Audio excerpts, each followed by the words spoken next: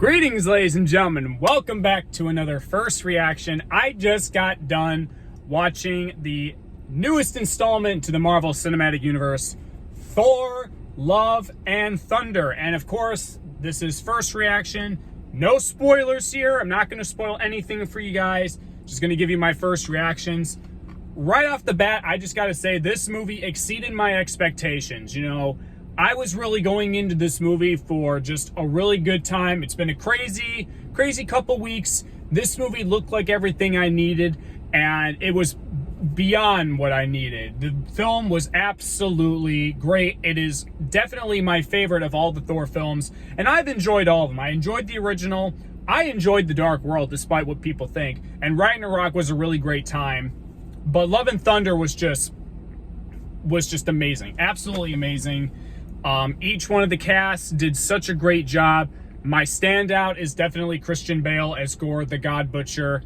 He was everything I wanted him to be, and what I liked with him is that he was taken seriously, and he wasn't one of those villains where they act serious at some points and then they turn to comedy for some reason.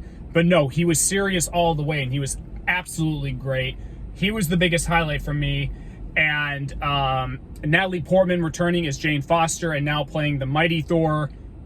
She was just, there's more that I can say about Jane in this movie, but I can't get into because of spoilers. But she did a great job, and the chemistry between her and Chris is still amazing. It's like, you know, even though she wasn't in Ragnarok, you know, it's like she never left, and she was always there. And she was absolutely great. And Chris Hemsworth, once again, does a great job as playing Thor. Taika Waititi as Korg was great. Tessa Thompson as Valkyrie was amazing, too. All the cast did a really great job. There was no issues with the cast whatsoever. As far as negatives go, the only thing that was more of a nitpick with me is that Thor in this movie, you know, he has his serious moments and he's very great in the movie, but I kind of felt that he was a little bit too comedic, especially for what was going on. But what saved that for me was that when it tends to get to the serious stuff in the story, he acts serious and he pays more attention. Then, you know, he kind of goes back to what he was in Ragnarok. But that's more of a nitpick. I wouldn't necessarily say that's a fault, mostly just because everything from this movie, start to finish, was just absolutely great. So even though there was that little thing that bothered me, it didn't take me out of the movie whatsoever, and I still enjoyed it. The music choices that Taika chose were great, especially during some of the fight scenes.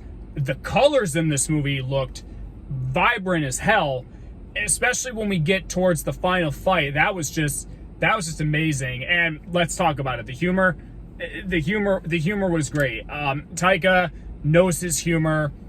He knows where to stick the jokes. Absolutely hilarious. And just all around a really great time, guys. Again, this is now the third Marvel movie in a row where it's exceeded my expectations and have just been really great. Even though before Spider-Man, we had the Eternals, but before that, we got Shang-Chi, and that was absolutely great. But starting with Spider-Man, No Way Home, then Doctor Strange, Multiverse of Madness, and now this, again, the movies have just been absolutely great, and I'm really excited to see where the MCU goes from here. This was really good. And there's more that I could say, and you know what? I definitely want to see this movie again, and I know that I'm going to see this movie again. And I think that when I do see it, I am going to give a spoiler video, because there's a lot that I want to talk about that I just can't because I don't want to spoil you guys. But take my word for it. Don't listen to the critics. I don't know why critics gave this a 71% on Rotten Tomatoes. I don't tend to listen to critics anymore, just because I'd rather see the movie and judge it based on how I see it. You know, I tend to steer away from critics. I'll say for this, don't listen to them. Go see this movie, because it is just a really fun adventure. It's an emotional one. Trust me, it hits you with those emotions. And it's just a really great time. Another great MCU movie. And it is now my favorite of all the Thor movies. This one just was perfect. Absolutely perfect. And I am giving Thor, Love and Thunder an A+.